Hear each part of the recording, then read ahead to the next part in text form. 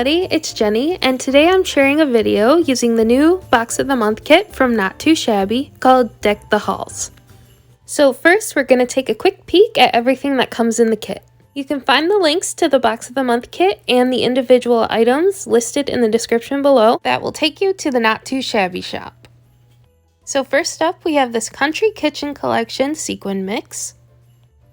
Next up we have two 6x6 paper pads, one called Gnome Sweet Gnome and the other Gingerbread Kisses. Also included are three stamp sets, the first one called Merry Mugs, the second Gingerbread Kisses, and the third Ornamental Christmas. Next up are two packs of ephemera pieces that coordinate with the paper pads perfectly.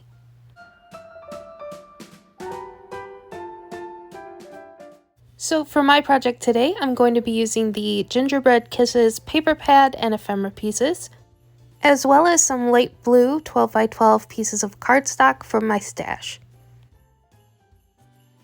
For my project today, I'm going to be making a paper exploding box. And to start, I'm going to score my blue cardstock paper so that I have 9 4-inch squares. And then on each corner, I'm going to score those diagonally so that when I close up the box, each of those corners will fold in. Then I'm going to take my bone folder just to reinforce my fold lines. Now that I have the base for my exploding box, the corners that fold in need to be trimmed, so I'm going to make a template so that I can trace it and cut out each side the same way. I'm going to be making a heart shape and just eyeballing it until I like it.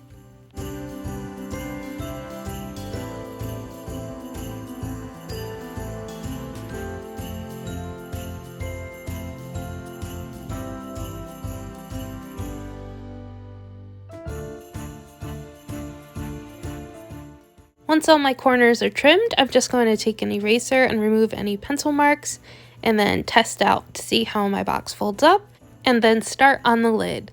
And because I used a piece of 12x12 cardstock, the box ends up being a 4-inch cube. So I'm going to make a lid by trimming down a piece of that blue cardstock to 6x6 inches, adding a score line 1 inch in from each side, and then making one cut on each side so that the lid folds up, and then adding some double-sided tape to attach it together.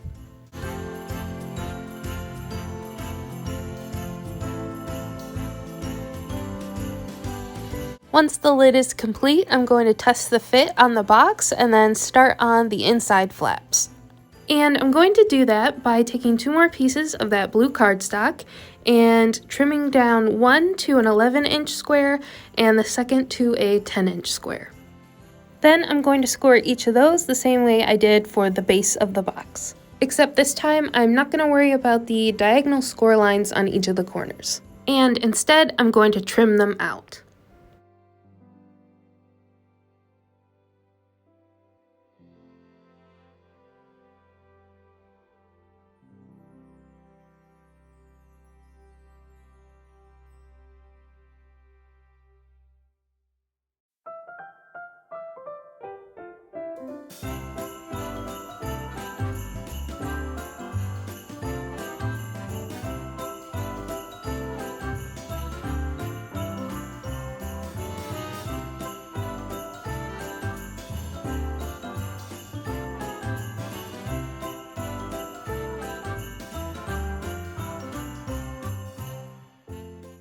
Next, for the final piece of the exploding box, I'm going to create another tiny box inside to place in the very middle. So it's going to be a 2x2. So I'm going to use a square piece of cardstock that measures 6x6 inches. And again, just doing everything I did the same way as the first one.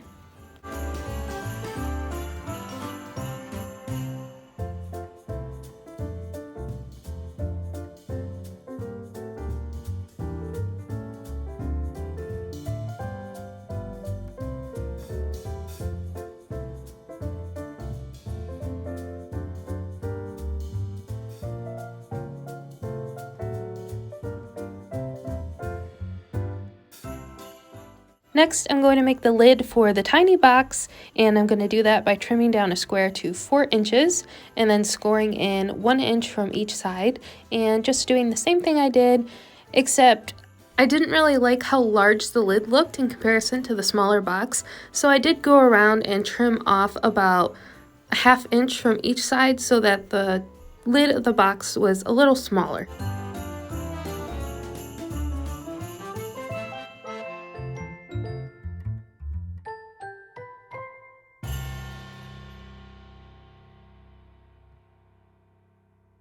The next part is to do all the layering.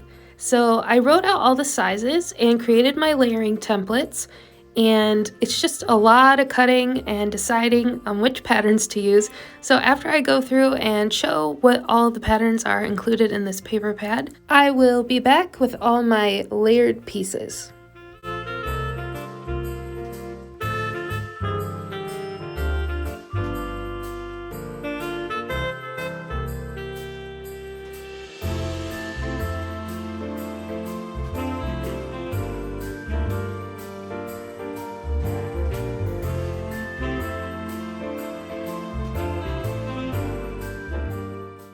Here are my finished layered pieces, and before we glue those together to make the box, I'm going to decorate the lid and the outside of the box. I have all my pattern pieces ready to go, but because I kind of ran out of the pattern that I wanted to use for the outside, I had to take 2 scraps and connect them together. So I brought in this glitter ribbon to cover my seam, so I'm going to add that to all 4 sides and then glue them down. Next, I'm going to do the same thing for the lid.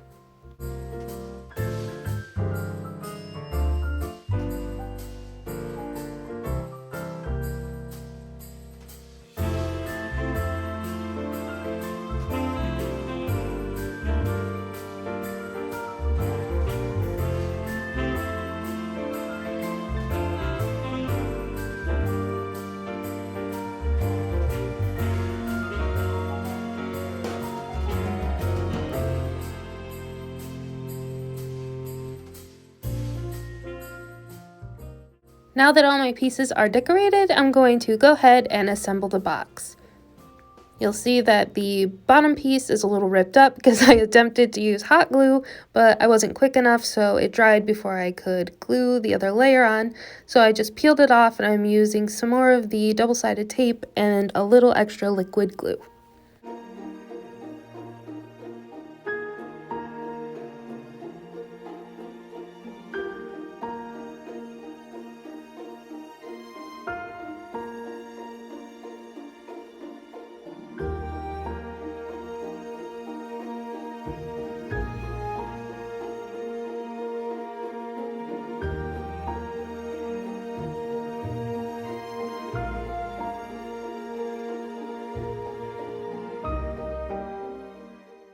Next up is my favorite part of decorating the rest of the box with these super cute ephemera pieces, so I'm just laying them out to see what I have to work with.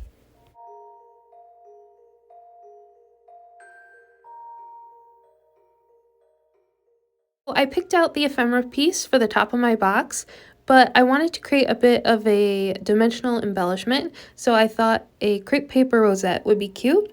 And I just whipped one up real quick, but it wasn't thick enough. So you'll see that I ended up layering up a couple layers of the crepe paper and then using a needle and thread to get a chunky rosette.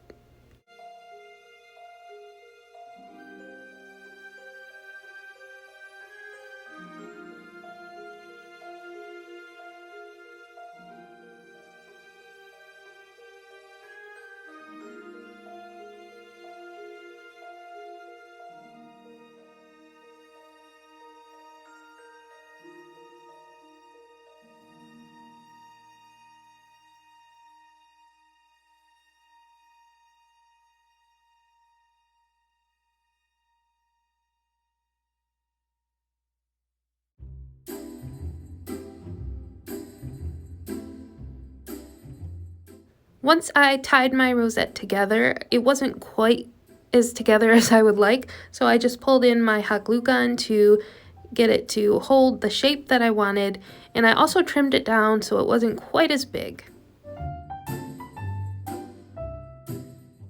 Next, I decided that it needed some extra sparkle, so I brought in some glitter and dumped that into a coffee filter, and then squeezed out some liquid glue and rolled the edges in the glue and then into the glitter, and I did that a couple times so it was nice and coated.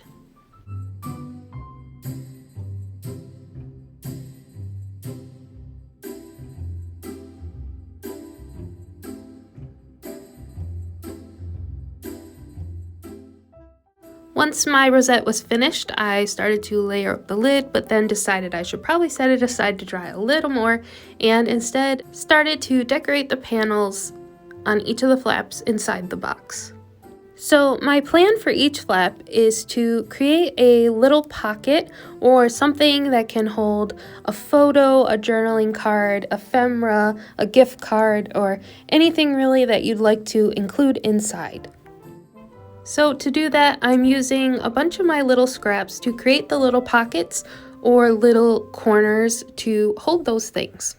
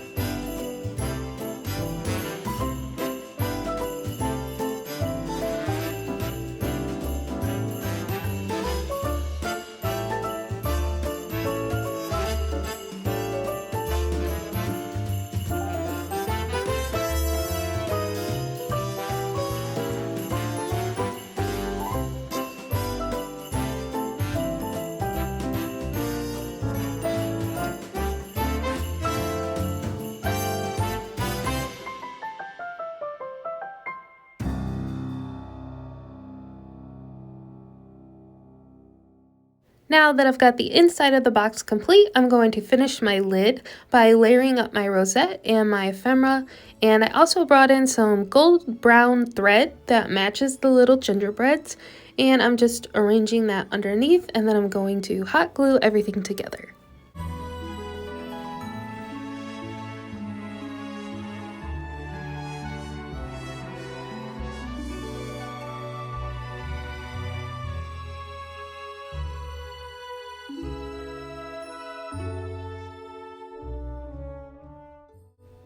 And here is my finished exploding paper box. I think it turned out absolutely adorable. I am so happy with the way it looks, and it's so fun and interactive, and I can't wait to fill it with goodies. And who knows, maybe it'll be a Christmas present or some Happy Mail, but I sure do enjoy playing with it.